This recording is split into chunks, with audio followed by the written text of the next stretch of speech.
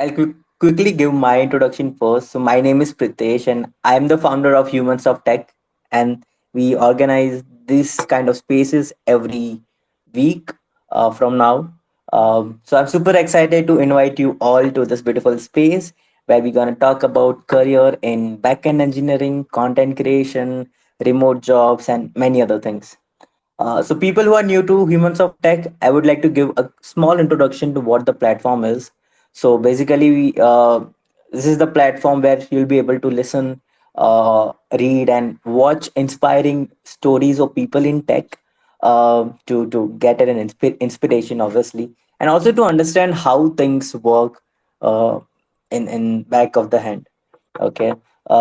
So in a nutshell, if you are someone who is not sure about you are like fit for career in tech or not, or if you are someone who is lacking some experience in his or her career and not able to figure out this world of tech is for you or not, or if you are someone like me who loves to read or listen to the stories of people, their successes, their failures, and what took them to become something what they are right now.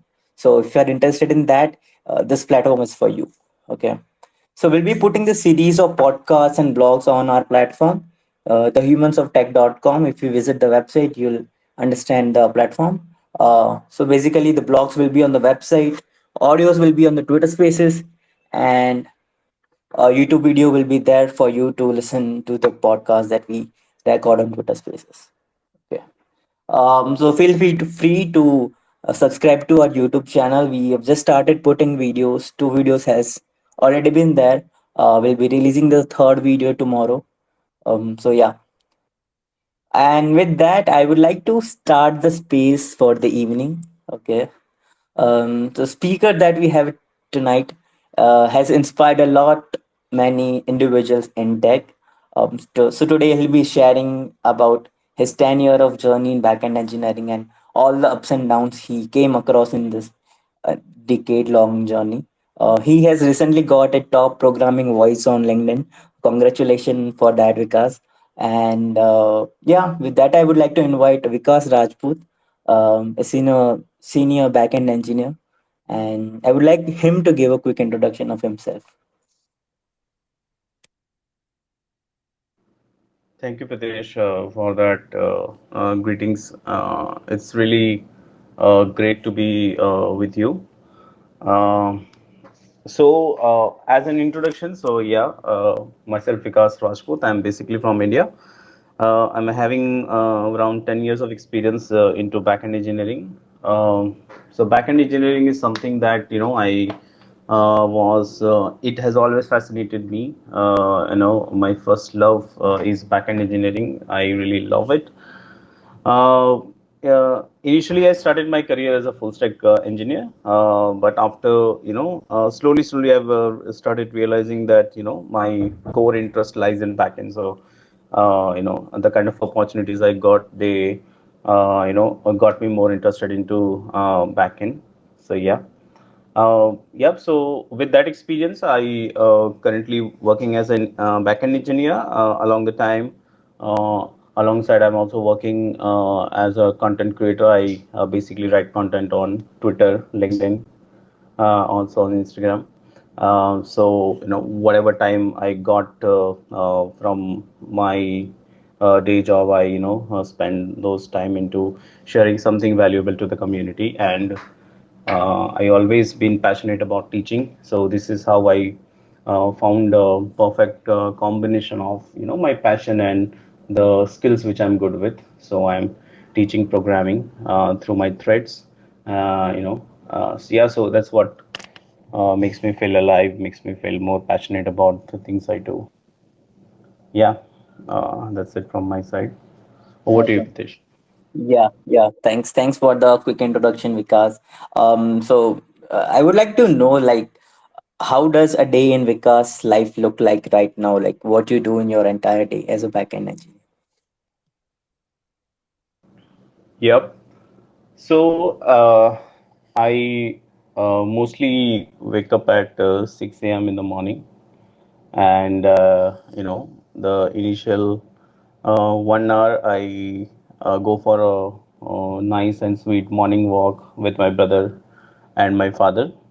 So that's actually the time I love to spend with my family, because the entire day sometimes it's very hectic, so I don't really get much time. So that is the time I really look forward to, and that's a very best time for me to start my day. After the morning walk, during the morning walk, I also play a few games like badminton, and sometimes I run, sometimes I walk, sometimes I just love the my presence in the nature. After that, I come back home. Then I took shower. After shower, I give 30 minutes of a read to a book, right? So after that, I take my breakfast, and then I actually start my day at office. So basically, I'm working from remote. I'm working from home remotely for one of the clients as a backend engineer. So at 9 or 9:30, I basically start my day from office. It's been 9 to 10 hours of long work. In between, for half an hour, I take a lunch break, and then in the night, once I'm like done with my usual day, I formulate some of the content ideas, and I basically spend some time writing content for LinkedIn, Twitter, and yeah, after the dinner, I go to sleep, and then the next day the same cycle goes on. More or less, this is what my work schedule looks like. Some days I miss some things, so some days, the next day I cover those things. So yeah, but yeah, more or less, this is what the day looks like. All right. So after long working hours till 9 p.m., as you said, how you get energy to write content also? Like, I feel like the most of the evening time after like night time you spend to write content for your socials, right? Yeah, that's true. That's true. Mostly, after I'm like done with my day, I I don't know, I mean, since I'm very passionate about writing something online and teaching something through my experience. So the work itself is passionate, that it doesn't require much of an energy for me to turn on, right? Because I'm like already throughout the day, I'm like always whenever I get time, I in my back of the mind, I always think of what can I write new, or what has worked in the past, and what I can do, something similar. So those ideas, generation, they are like always on my head. And when I actually sit in the evening, I always have an idea already. So I just sit there, try to start writing. It takes few versions to get to the final piece of writing which I want. So yeah, it's that kind of process. But yeah, it doesn't require much energy, since you are like already passionate about something. So that passion itself, drives you. Okay. Okay. Cool. We'll be talking more about your content creation process and everything later on. So I would like to ask you that let's start with the beginning of your childhood. Like how was your childhood? How what type of kid you were, and how it was basically. My childhood, was just as normal as any other child in India, right? So I'm a 90s kid, right? So my childhood was, a very ordinary, I would say. Yeah, of course, my parents were, did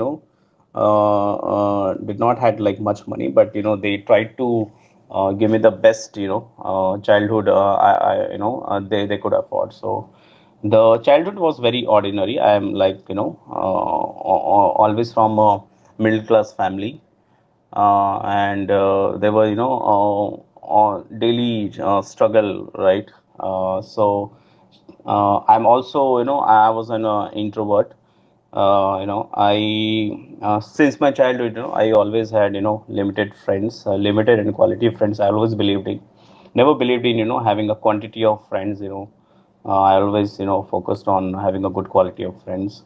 So in my childhood, till ninth standard, I was, a below average kid. I also even used to fail in my subjects. I never used to pay attention to studies. But then slowly, I realized that in order to change the situation of the family, I need to do hard work. I need to study. I need to focus, right? So that's how time has actually taught me. And then slowly, from standard 10th, I started being more serious about studies. And then I slowly I now started progressing. And then I chose science as my stream. 11th and 12th, they went quite well. So basically I in my 10th, 11th and 12th standard, I did self study. I did not go to any coaching because the coaching was expensive in those times, uh, by looking at my family situation. So yeah, so and once I'm like done with my 12th, I got admission into computer science, and I got into computer engineering. And during the computer engineering, and then I realized that programming is something that is it kind of interests me.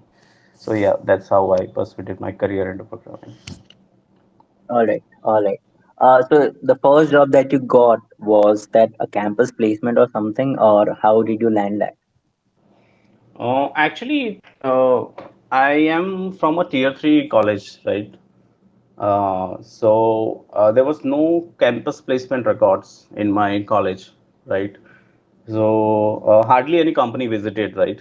And even if they visited the other branches, right? They did not visited computer science branch, right? So what used to do, no, I am actually from a Gujarat Technical University. So like my college was affiliated to that university. So that university used to conduct pull campus. Okay, so in pull campus, what they do, they actually call all the students from all the colleges which are affiliated to that university. So that's what they call pull campus. So I was actually, able to clear an interview in the Pool campus, and yeah, that's how I got my first job. All right. So can you share your experience, like the how was the first job, uh, like when you came out of the college? Was that something that you learned in college and then you applied that in your first job, or it was like a totally new experience that you had? And was it bad? Was it good? Uh, that's what the question is.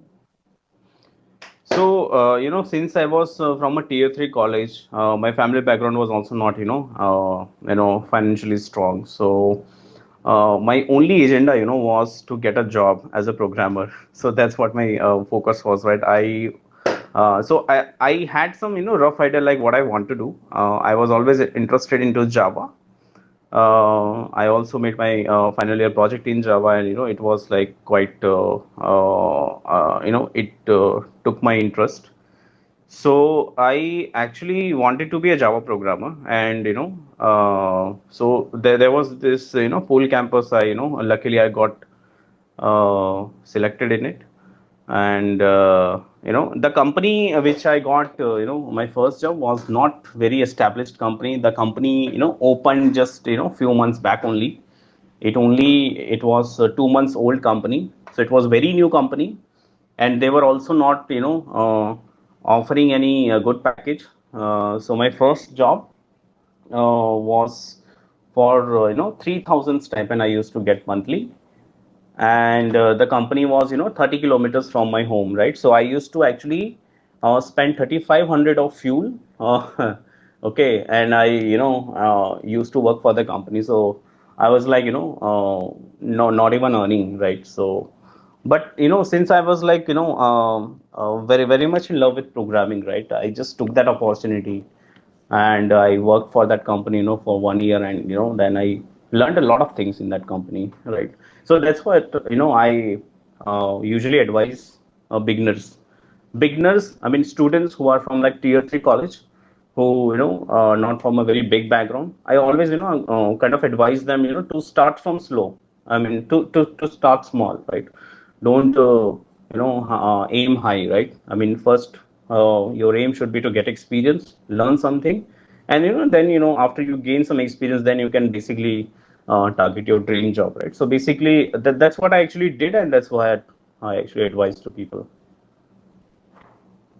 Yeah, I kind of agree with what you said. Even if you ask me, my first job, my first stipend was around 15K only when I started as a web developer. So it's good to get inside first and then later on work hard and on your skills to get a better package after you switch companies, right?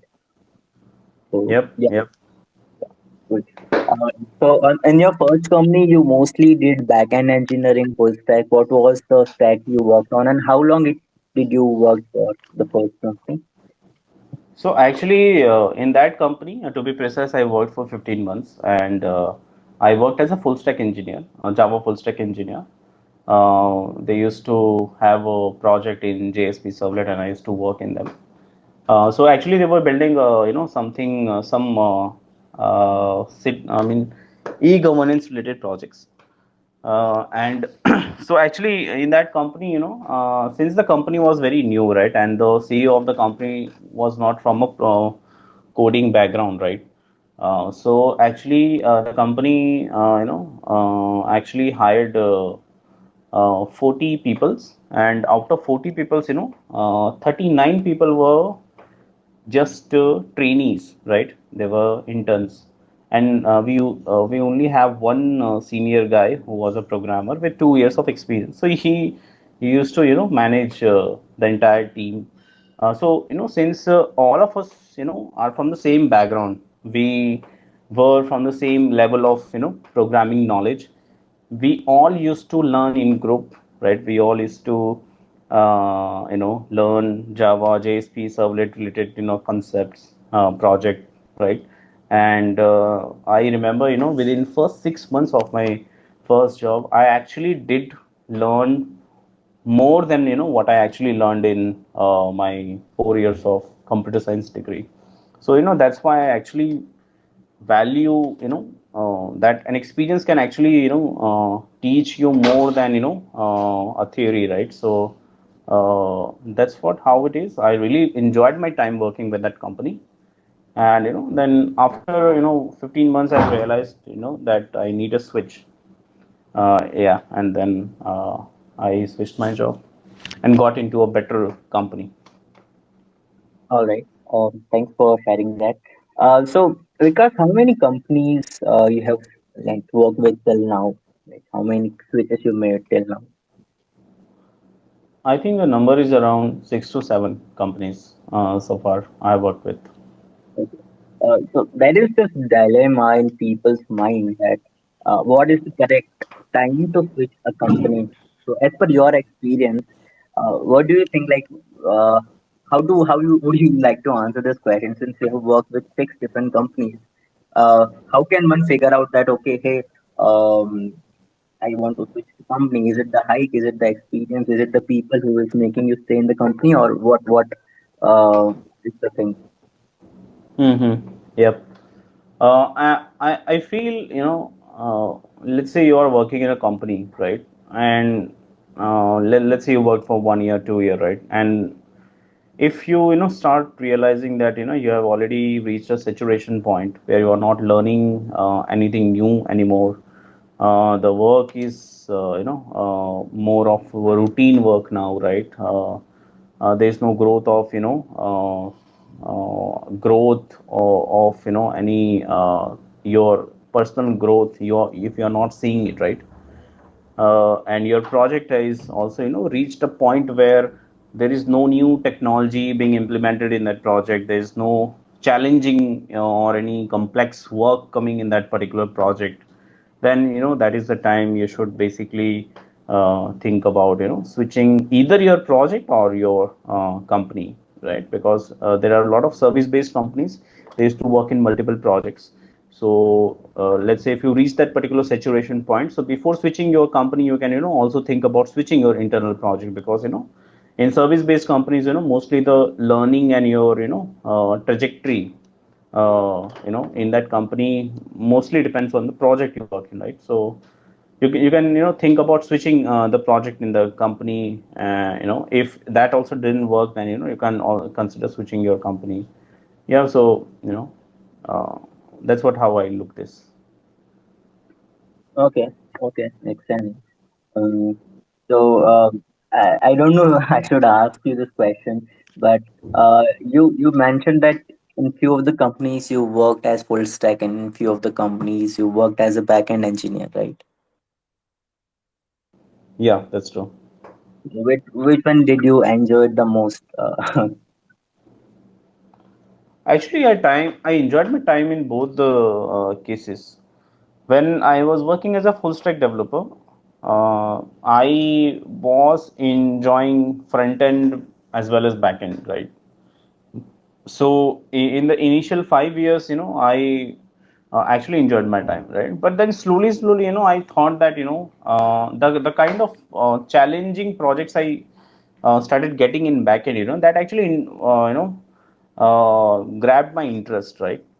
So then, I mean, it's okay if your interest switches from time to time. It's okay, right? In some part of your career you work as front end engineer, some part of your career you work as back end. It's okay if your interest goes changing throughout your career trajectory. That's fine, right? That's also a good thing. It's not at all a bad thing, right? So I actually enjoyed my time in both of these roles. But if you ask me today what is my core interest, I would say backend. But if you would have asked me this question in first year of my career, I would have answered you that I love full stack more than going specific into some particular field. Okay. So does the package varies with, as far as I know, the full stack people, as they are like responsible for more things, they might get a better compensation as compared to backend people. Is this uh, something that I've heard, but I would like to ask you this.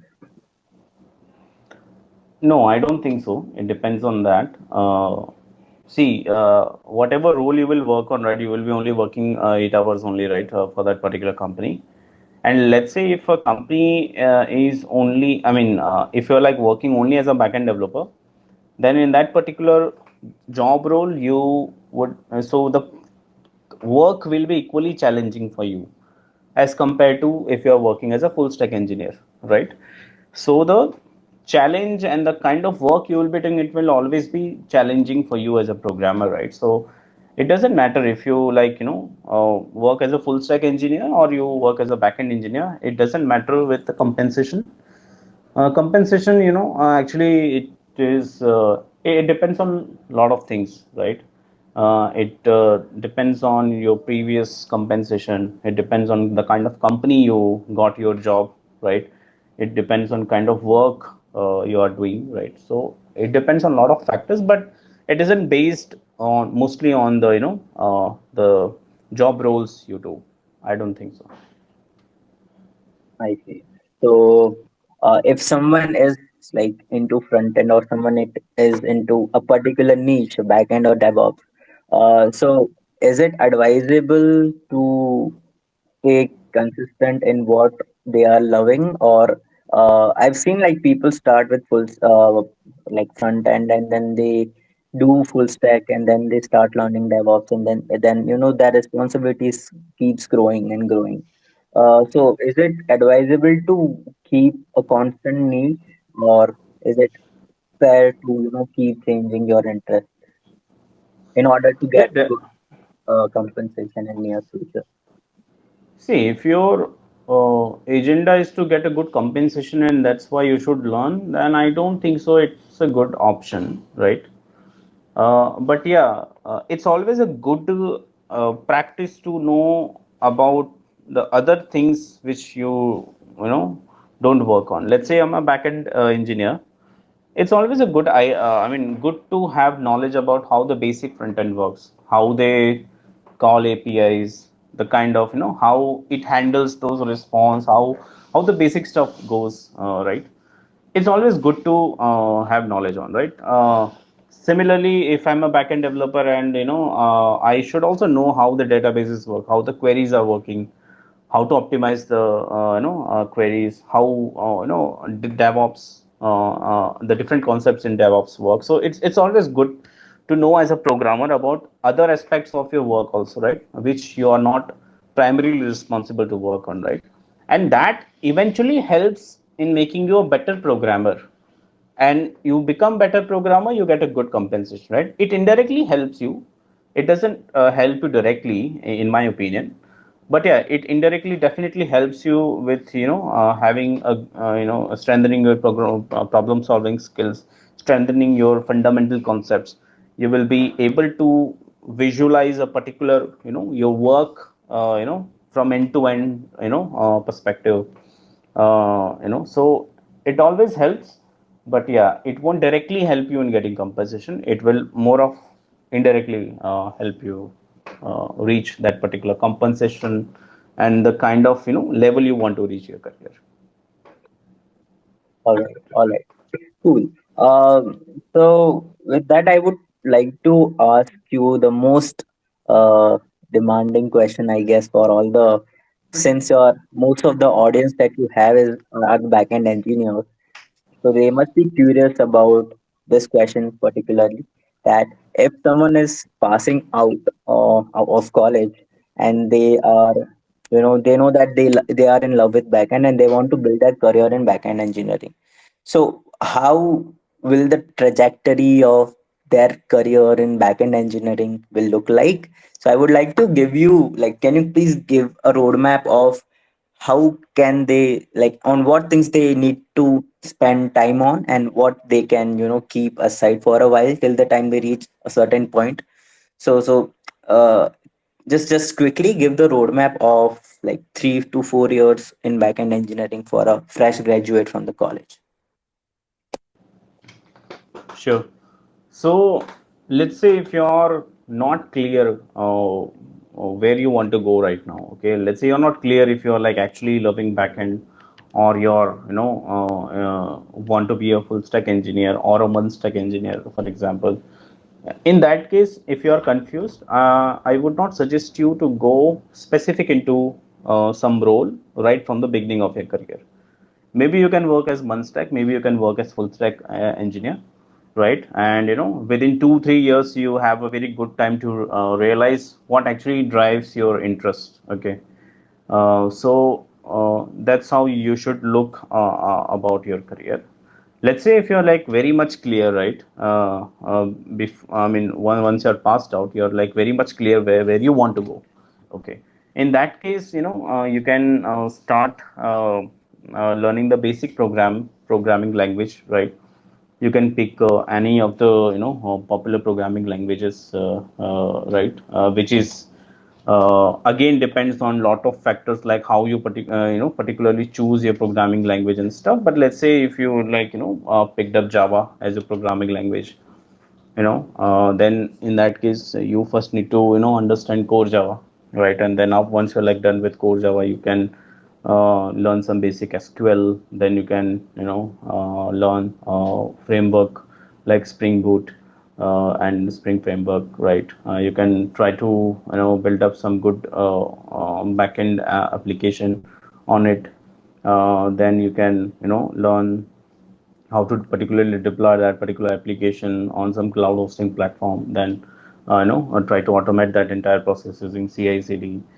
Then learn some basic DevOps related concepts. Also learn about containerization, how it works, right? So this is how you should think about when you're like learning to start backend. You should also be able to have a good knowledge on tools like Git. uh, so let's say that is overall very a top view of Java backend roadmap, right? But let's say if you want to go with Python, right? Then so the things which you are like already most of the things will remain same, right? So only the programming language and the framework, right, which you would be working on will only change, right? So let's say if you're like going with Python, you can learn the Python first of all, the Python as a programming language. Then you can choose Django as your framework, right? And you can be a Python developer. Let's say if you are interested in JavaScript, right? Then you can learn the core JavaScript. Then you can learn some framework, right? Like Node.js in backend, right? So, and also this question also, like I also know that people are like very confused about choosing a programming language. They think they spend more than enough time on choosing the kind of programming language they want to go in, right? So you can let's say you started your career as a JavaScript backend developer, right? But you realize that it's not interesting you. Then it's very easy for you to switch to any other programming language, right? It's not something that's a very one-sided decision that you have to take. Like once you have like become a Java engineer, JavaScript backend engineer, you cannot become any other, or you cannot choose any other programming language, right? So don't spend much time on things. Try to learn programming, right? And then over the course of time you will realize what exactly you want to do, right? What exactly tech stack you want to work in. You will figure that out on your own, right? That would be my advice. All right. I hope this will clear confusion of most of the people. We'll be also putting out a blog on the entire space that we're doing right now. So it will be there in all the three formats: audio, video, and a blog. So that you can read on whatever the advice is that Vikas is sharing in the space. All right. So since we are talking about roadmaps and career in backend engineering, you must have, since you are a senior developer, you must have you know interviewed a lot of candidates as well, right? I want to ask you that what are the mistakes that you think people are doing in their interviews that is making them not getting selected in the particular interview. And after that, my next question will be, how can someone build a job ready resume so that it can impress the interviewer and get them in that particular company? Okay. See, interviews are tough. If you are like only just started your career, right, or just about to start your career, and if you have never worked anywhere, right, then interviews are going to be tough. First of all, you should learn how to talk, right? You should be good with some basic communication skills, right?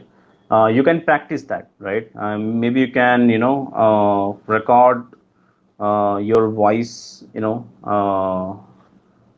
you can mimic interviews scenario situation, and you can record your voice, like and you can notice how you speak, right, during the interview.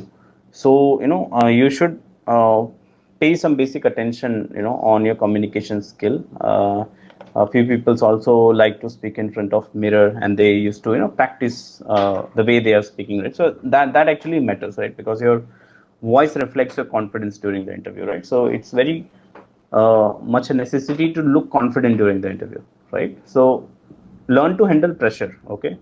And in order to deal with pressure, you need to practice, interviews, okay? Uh, uh, Second thing, always have a mentality that you will fail in most of the interviews you will give, okay?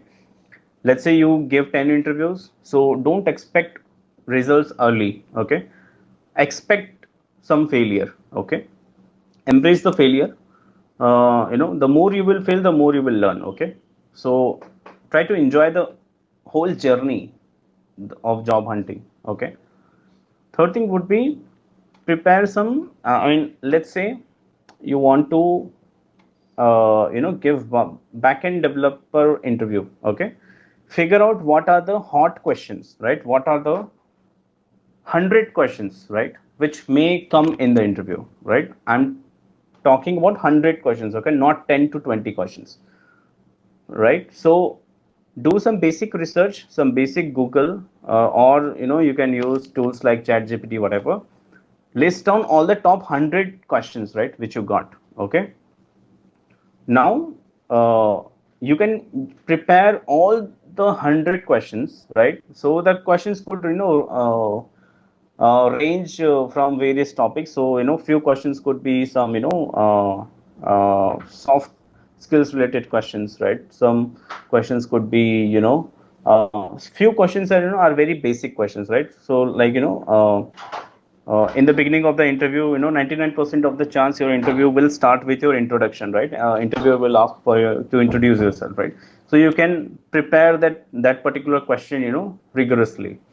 In the end of the interviewer will always ask you like how, I mean, if you have any questions for the interview, right? So you can basically prepare some smart questions for the interview, right?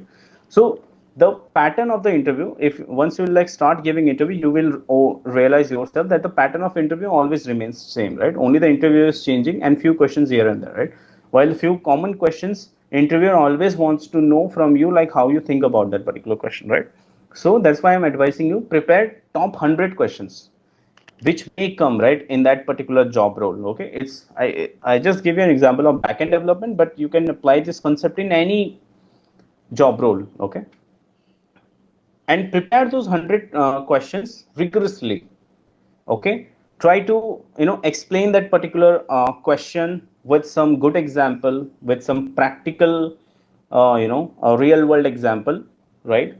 Always try to explain your answer by giving a sweet and simple example. Don't complicate your answer, right? Always give a very to the point answer. Use an example to explain your example. Okay, and so once you prepare your 100 questions, you will actually feel your confidence got lift up, and you will be better able to handle the interviews, right, and the pressure. Okay, and there are like tons of any tons of numbers of advice I can give on interview, right? Because I have like took more than 100 interviews, right, throughout my career. So I mean, it's very difficult to sum it up in few minutes, but yeah, these are the few things you can start with. What All was right. your other question, Pritesh? Yeah, I'll reframe the question again. So the other question was how to build a job-ready resume. So I remember we Pritesh, you are already had, breaking. is my voice still breaking? No, it's better now. So I remember we had a resume building section with React Play along with Tanmay, right? Uh, Yep. yeah.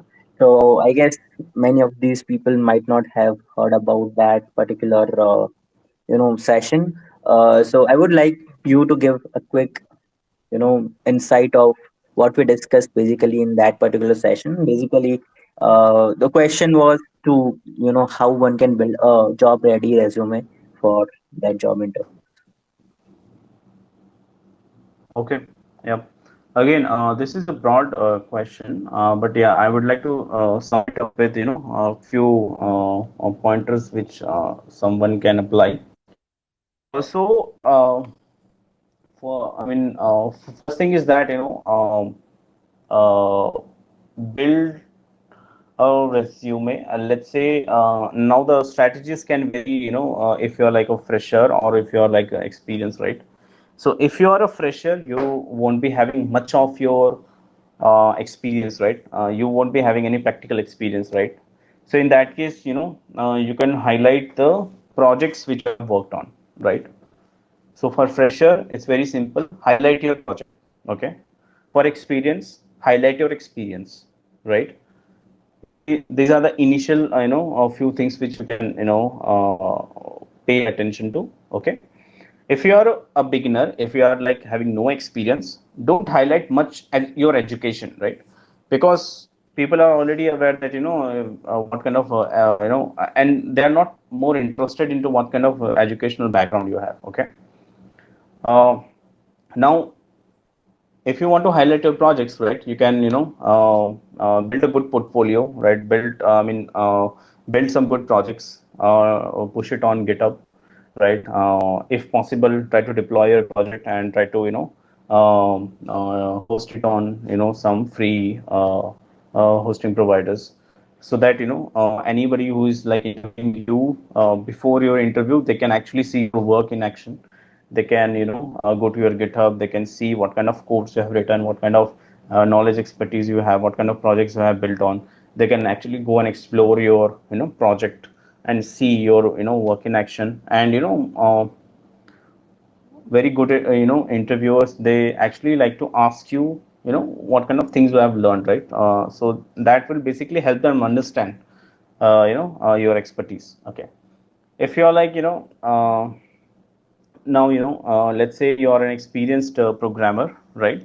So you can actually highlight your experience, right? Now you need to highlight your experience in a way that it actually understands them to know that what kind of roles and responsibilities you have held during your career. Okay. And what kind of technology stacks you have worked on, what kind of projects you have worked on, right? So basically you need to highlight all those particular stuff, right?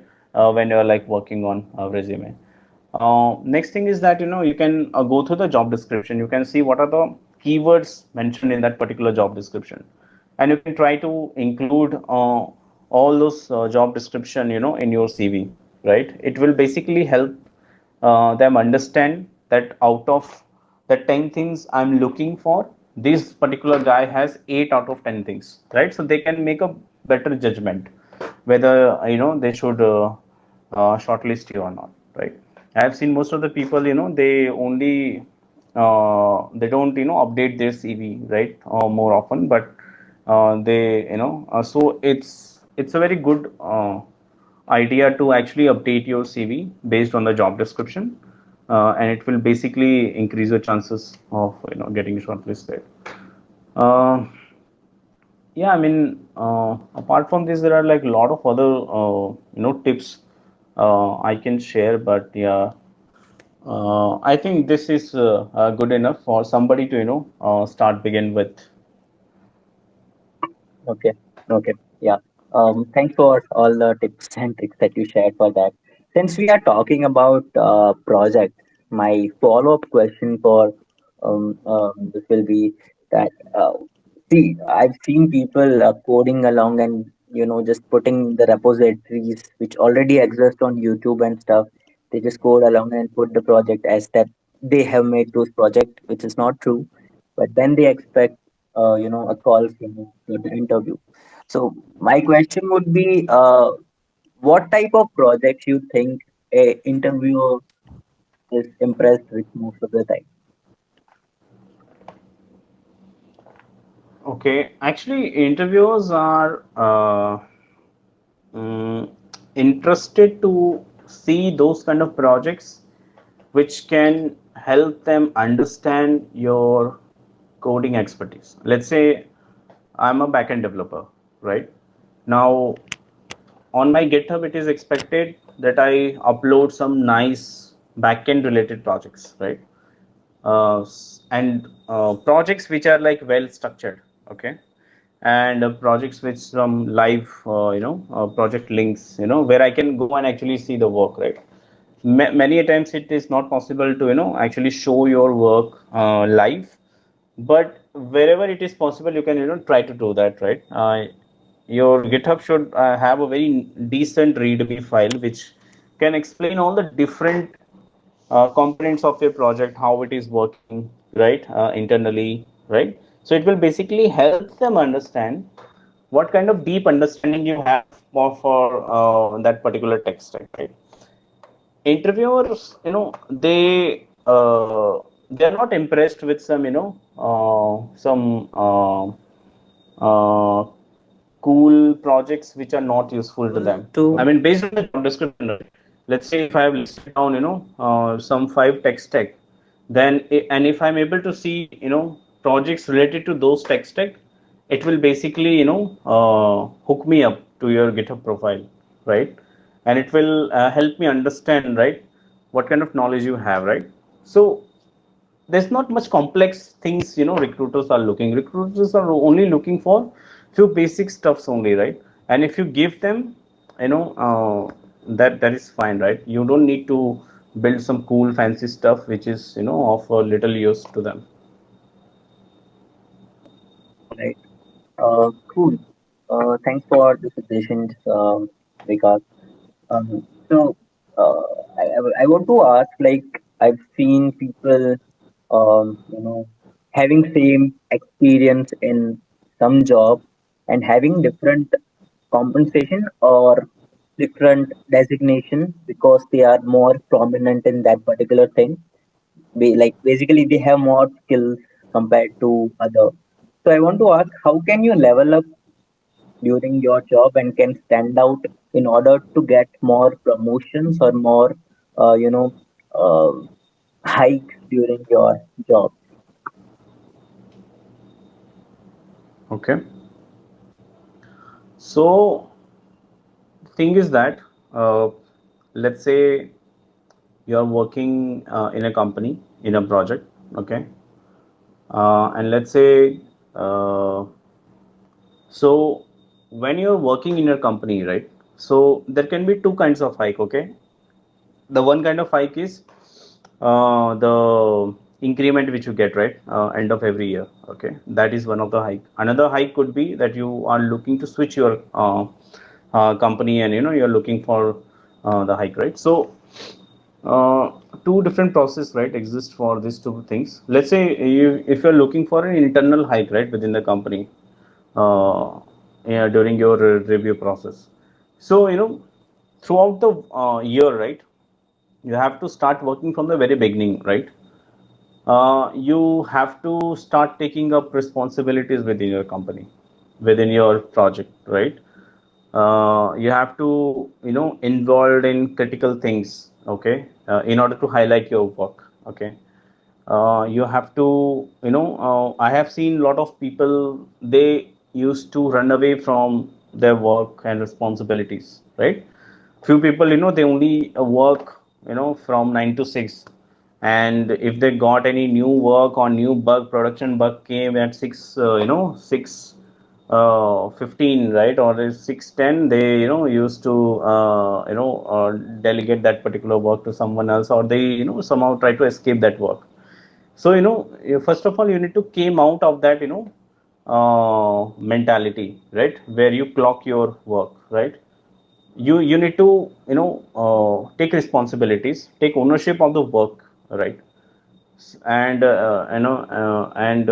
in that, if you have to, sometimes work late hours, then it's okay, right?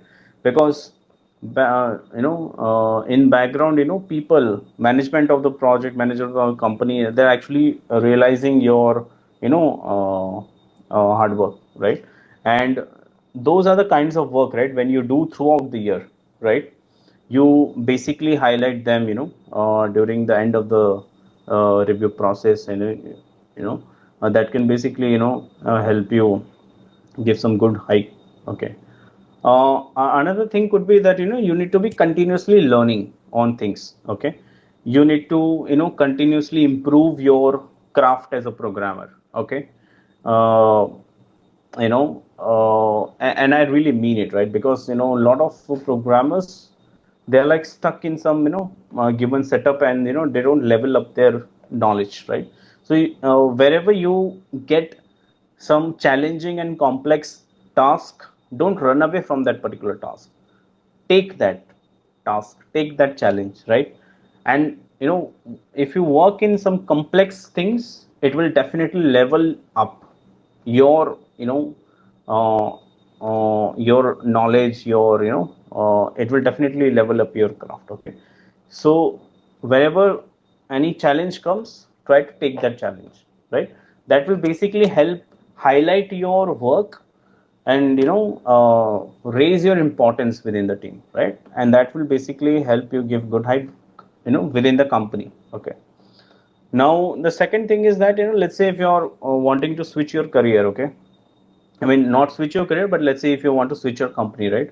Then in that particular setup, your interview matters a lot. Okay. So you cannot give a bad interview and then you can expect some good hike, right? So in those cases, you can always target, or you can research better, like what kind of companies are paying some good compensation, and you can specifically target those companies, right? So let's say you listed down few companies, you can start doing research, like what kind of interview stages they have, what kind of particular expertise they require, right? So you can start preparing for that particular roles, and you can try to master your interview. Okay. The better your interview will go, the better the chances that the company will give you a good hike. So yeah, so these are the few approaches you can basically do in order to get good hike. All right, all right. Because we have done both type of jobs till now, right? Like in office for a good number of years, and now a remote job. So I guess you are the perfect, example to answer the question is like what um works well for what kind of people? Like if what changes that you have seen after switching from in office job to remote job? What are the benefits and the cons that you came across while staying in remote job? Yeah, if you like actually compare, right, remote job and on-site job, right? Uh, there's no hard line, okay, that this is good and this is bad, okay. There is no black and white, okay. I mean, both are good, both are bad. I mean, everything have positives and negatives, okay.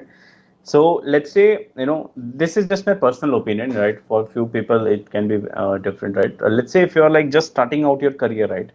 You don't have any kind of experience, right? Then I would definitely advise such people to spend some time in office, okay.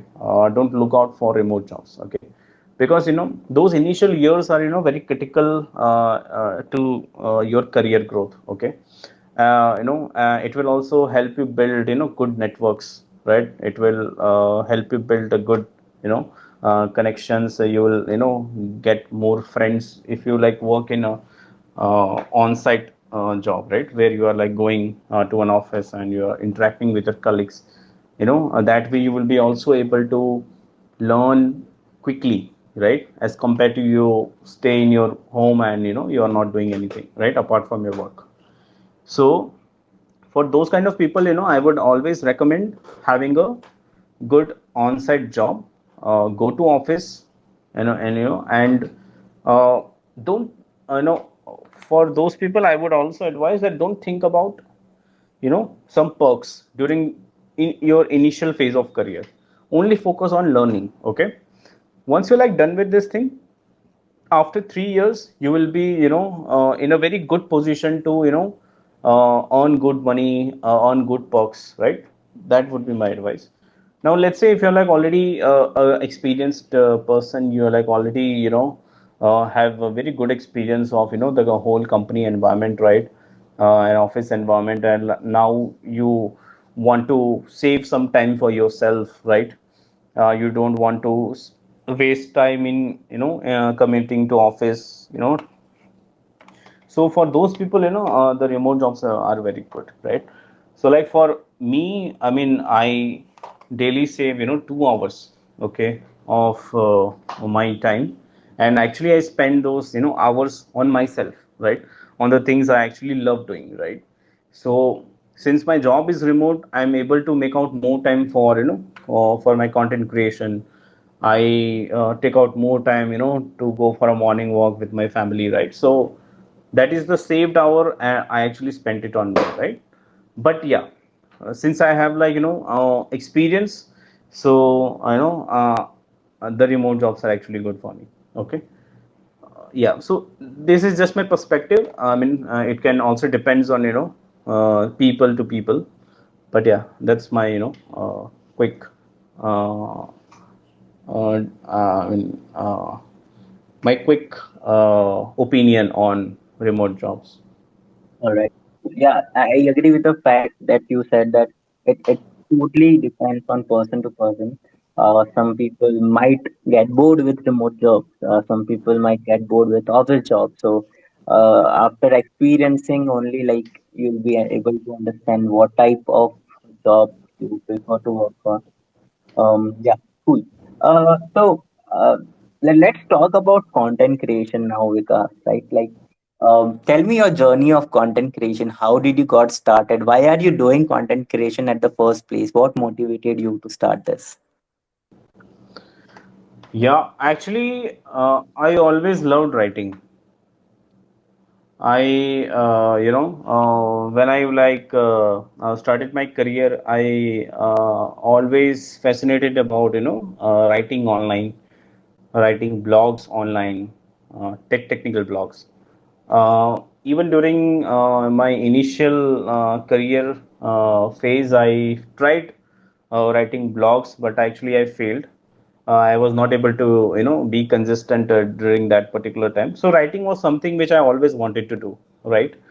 But sometimes, the office work take over. Sometimes, something keep going in your personal life. You are not able to make out time, right? So all those, things. But uh, just 2 years back, I've reevaluated my career. Right, I have actually thought that okay, I'm in a good position. I'm like earning good. I'm reached a level in my career. Now, what else I can do in order to in order to make my work more exciting, right? So that's why I thought that that there is something that I always loved doing, but never got chance to do that. So that's why I came across an idea to write content. And during that period, I was actually got introduced to tech Twitter, right? So I actually noticed, there are some few accounts who actually, uh, writing good content, and they are like writing a good visibility, right? And there is this, tech community growing up here. I actually seen some good profiles, and they actually inspired me, right? So one of the profile is Swapna Kumar, right? So I actually so when I actually noticed his profile at that time, I think he has few thousands of followers. I would say 5 to 6 thousand of followers he used to have, but the kind of content I have seen on his profile, and it actually motivated me. I thought that I also know about all these things, so I can also start posting, and let's see if people likes it, then I can continue. Yeah, so it's been more than a year. I would say more than half a year now, and I'm really loving it. Initially I started from Twitter, and now I've like also started writing on LinkedIn. I also post it on Instagram, right? And in future also I have like a lot of plans. And this is something that is making me feel good about my work that I do, and this is a kind of you can say a fuel to my work that I do, right? And a small uh, contribution from my side towards the community. I always looked up for a kind of teacher. So I really love teaching people things I do, and throughout this process you also learn things, right? So this is also a way for me to stay updated with a lot of things, right? So yeah, uh, I'm really enjoying this one. All right. So in which year you started content creation? uh, I started on 1st April. 1st April, I guess 1st April 2022. I have started. Yeah, And I think this is yeah. So I started last year, April 2020, 1st April 2022, and it's been, I think, yeah, close to 1.5 year now. LinkedIn Okay. I started this year, but no, actually, I started LinkedIn last year only. I don't exactly remember the date, but last year, in the second half of the year, I started LinkedIn, and April 1st, I started Twitter. Yeah. All right. So in just 1.5 year or something, you build a really good audience. So I want to ask what different you did. Like, is it the quality of content? Is it the consistency with which you post the content, or is it the engagement that you do on others' post? What really worked for you? You think? Uh, Actually, when I actually started posting on Twitter, I did not notice any people writing about backend, right? Uh, so everybody was talking about front end, mostly about HTML and CSS. So I've thought that there is a gap in the community about backend content, right? So yeah, and since backend was my love, I thought that this is a perfect opportunity for me to start posting about backend, because I was sure that there are a lot of people who also want to see backend content, but since no creator is there, so there is a visible gap, and I just took that opportunity. From the day when I always wanted to be different from others, I always made sure that if somebody is like clicking the follow button for me, then there has to be some good reason for that particular person to follow me. I don't want it to be part of the crowd, right? I always want reevaluated myself that how I can be different from others, what I can share that others can't share, what my followers can get, what they can't get from others. So these are the few questions, right, which I always focused on, and I think I have built a good differentiator in today time, and now I can see a lot of good creators are now coming up, and they are like sharing backend related contents, and it really fills me good, and yeah, because tech community is all about covering up all the areas of tech, right? Only front end is not tech, okay?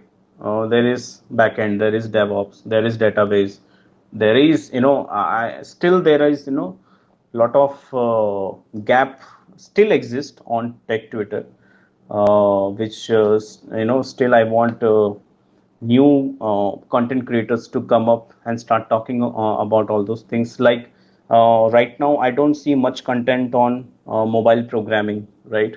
Very less people are talking about iOS and Android app development.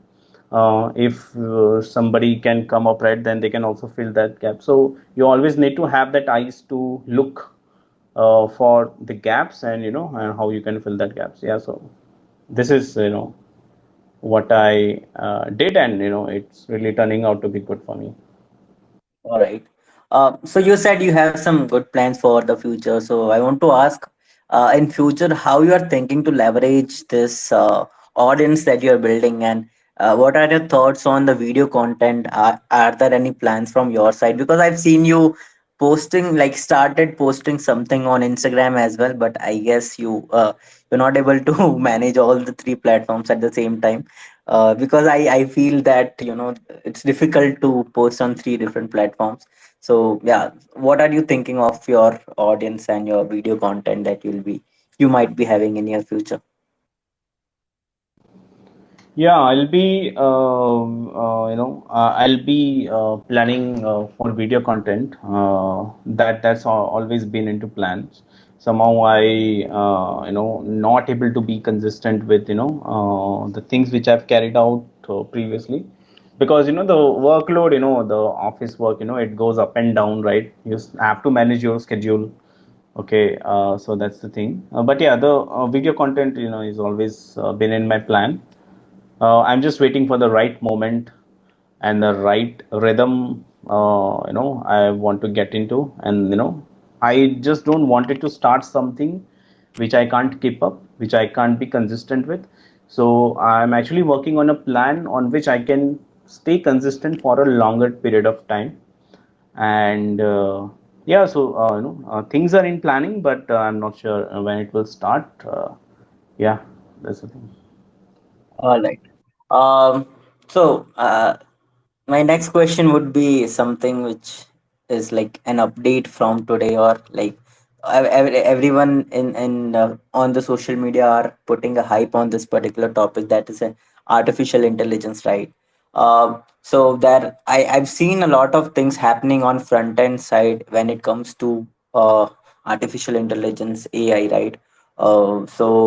People talking a lot about job risks and a lot many other things, so I don't want to go into the details of it. So my question to you would be, what are the advancements that you are seeing in AI in backend engineering, and how people are leveraging, and what is the future of that? Yeah, to be honest, I would say that it's very uh, early to comment on AI right now, because AI is still evolving, right? Yeah, we are now able to see good results with AI, but we are still not able to, reach to a kind of products which we can rely with. Okay, even if you see, tools like Chat GPT, it still sometimes produce a kind of results which you can't trust. Okay, so I would say it will still take 6 months from here to actually create revolution. Okay, there are some good stuff going on, and I think front end, back end, all the areas will be impacted. I don't think so. Yeah, there will be some changes will happen with our jobs. The routine kind of work which we used to do, there will be definitely some impact. But yeah, it's too early to comment if AI will actually take over all the software engineers, or what kind of future work will be look like. Okay, for engineering, it's too early for me to comment on that. All right. So are there any tools or uh, frameworks in backend engineering which are based on artificial intelligence that helps to to build backend more quicker or something like that, that you have came across till now? No, till now I haven't came across. It may be because the kind of project I'm into, because I'm actually in a project where we are like building financial applications for a bank, right? So it's very sensitive kind of project. The domain is also very sensitive, where there are a lot of compliances and things they come into picture, right, before we actually use some tools. So uh, so far I haven't came across any kind of tool which can actually uh, worth spending time. But yeah, I'm very much positive about AI, that it will definitely, in future we will be seeing a lot of reduction in the manual work. And there is definitely something going to happen, right, in future. And there's something revolutionary definitely going to happen, when we are not sure, but it's definitely going to happen. So it's always a good thing to be also aware of the AI. Okay, as an engineer, right, you cannot neglect something coming up. Okay, you always need to be on your toes, and just be ready with the change. Something is definitely coming. Yeah, just welcome the change and adapt it. That's what I would say. All right. I guess we pretty much covered most of the questions that we had for you. So for the last question, uh, what would be that one advice that you before I ask that question, I would like to ask you that I guess we had a demo call and we discussed about people getting engaged in content creation and leaving that learning curve behind, right? What are your thoughts on that? Like, is this content creations is something is making people not focusing on the things they should focus on, or what's going on in content creation world for all the newbies who are just in the hype of, okay, I want to earn money, I want to be a creator and stuff. Sorry, Pritesh. I actually missed the initial part of your question. Can you quickly repeat your question? Yeah, yeah. So my question is, since like the content creation is in hype, like a lot of people wanted to do content creation, a lot of people want to make money out of content creation, in tech and in non-tech as well, right? So I've seen like a lot of people getting engaged in this content creation thing and leaving their learning curve behind just because they think making content will obviously help them in career, but will help them increase their compensation or something, some extra income that they can make. But in that scenario, they are leaving that learning part behind. That what I have seen. I want your thoughts on this. Yeah. So actually, I have also observed, a lot of people, they start building in public. Uh, so initial few months they go well. They start posting content on programming, and once they like start getting good engagements on their tweets or posts, they get carried away, right? They start getting promotions and stuff. They start earning something, so they get carried away. So my advice would be that, let's say if you are like started to build in public. Okay. I'm talking about somebody who wants to be a programmer and sharing some programming related topics on Twitter, LinkedIn, or whatever.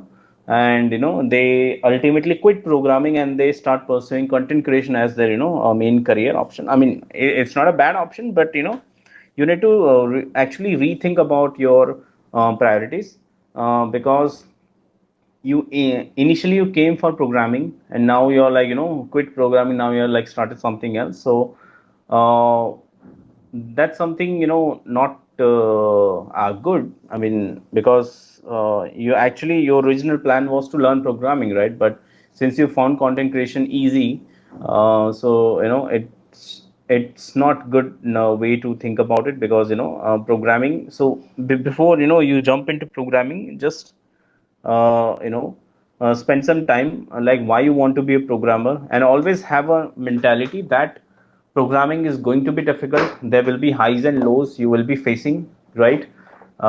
It's not Programming is actually not the way it is portrayed on Twitter or on LinkedIn, that spend 6 months, programming is easy and start getting the 100K job. That's not actually the truth. Programming is definitely hard. It definitely requires your mind. It requires your time. You need to work on brushing up a lot of your skills, right? It's going to be a roller coaster.